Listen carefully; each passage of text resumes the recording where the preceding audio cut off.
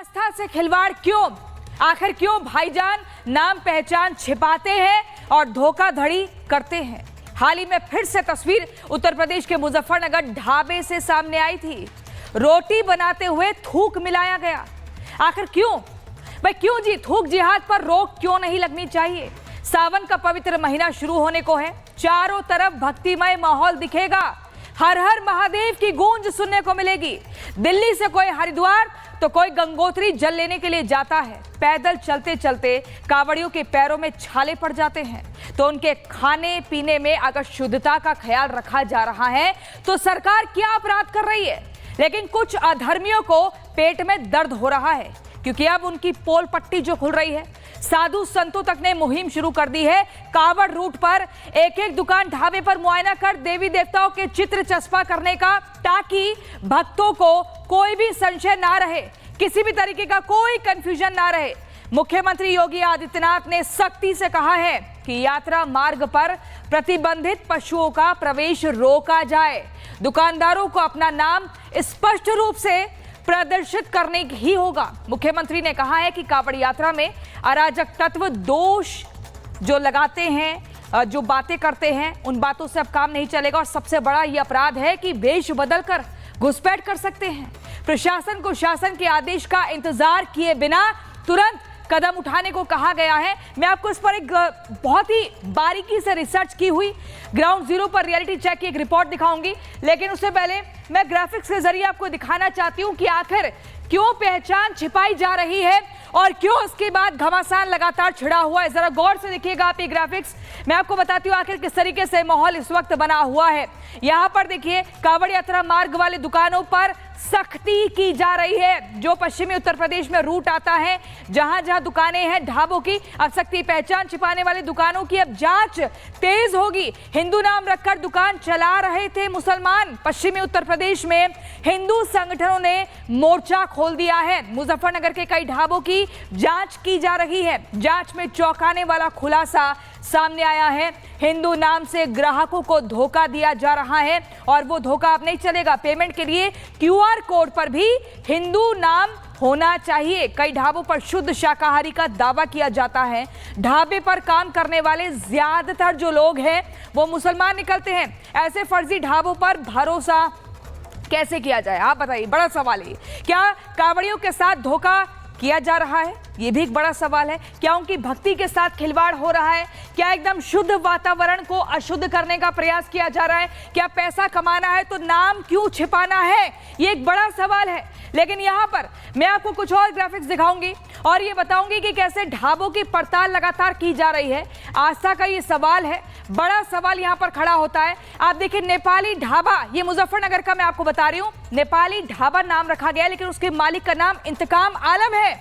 पंडित जी वैष्णो ढाबा, मालिक का नाम निकलता है जुबैर राठौर। द फैमिली ढाबा, लेकिन मालिक का नाम निकलता है मोहसिन। हिंदू कैफे, मालिक का नाम निकलता है केसर मेहदी। तिरंगा टी स्टॉल, और पूरी तरीके से ऐसा रंग रूप रंग रोगन दे रखा था कि कोई भी समझेगा कि हिंदू का ढाबा है, लेकिन मालिक का नाम नईम निकलता है।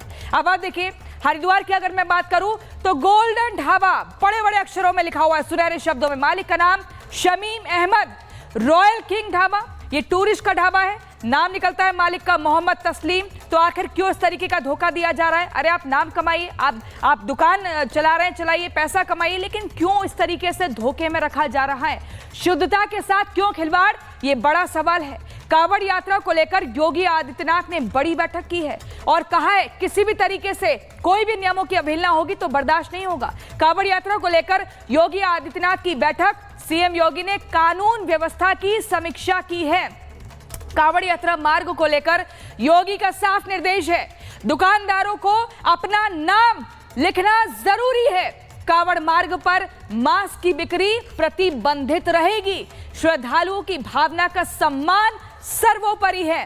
वेश बदलकर उपद्रवी माहौल खराब ना करें। डीजे का साउंड तय डेसिबल से ज्यादा ना हो। इन बातों का ख्याल रखना होगा, तभी दुकान चल पाएगी, नहीं तो कानूनी कार्रवाई होगी। एक रिपोर्ट में आपको दिखाती हूं, उसके बाद चर्चा की शुरुआत।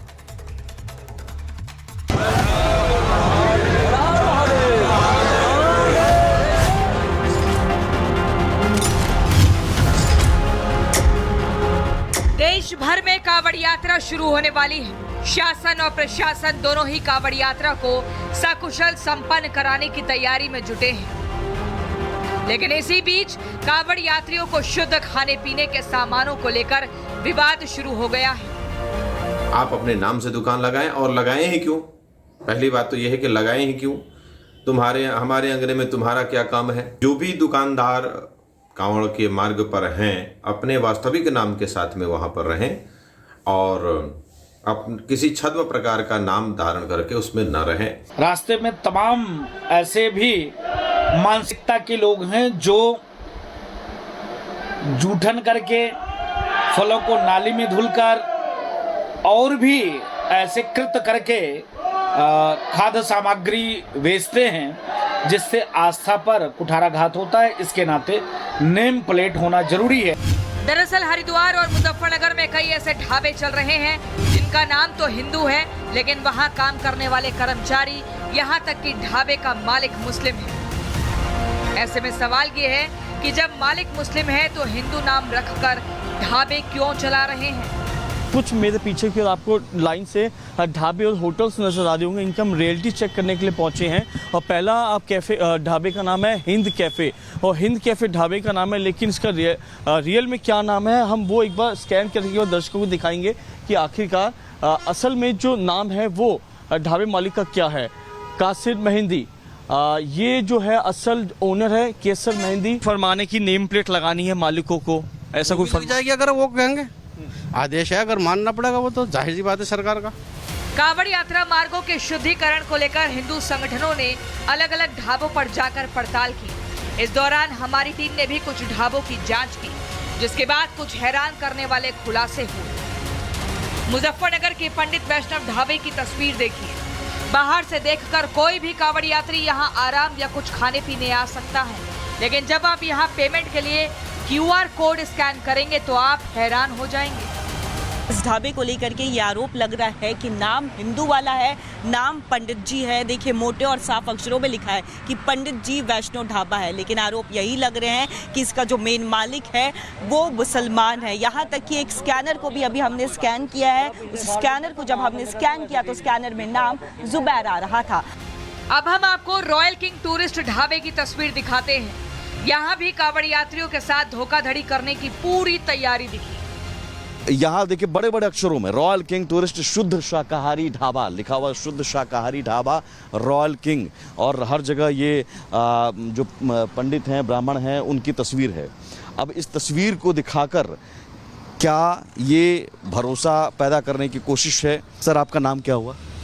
मोहम्मद तस्लीम। मोहम्मद तस्लीम, आपको पता होगा कि सरकार की तरफ से ये निर्देश है कि जितने भी टूरिस्ट ढाबा, जो भी ढाबा हैं, उस पे आप अपने प्रोप्राइटर का नाम बड़े अक्षरों में फोटो के साथ लगाना है। आपने कहीं भी नहीं लगाया है कि आपका नाम या फ़ोन नंबर। कैसे पता चलेगा किसका ढाबा है?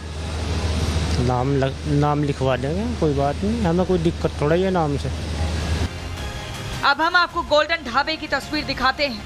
बाहर से देखकर कोई भी कांवड़िया इस ढाबे पर धोखा खा जाएगा, क्योंकि यहाँ सब कुछ सनातनी और शुद्ध शाकाहारी दिखाने की कोशिश की गई है। गोल्डन ढाबा है।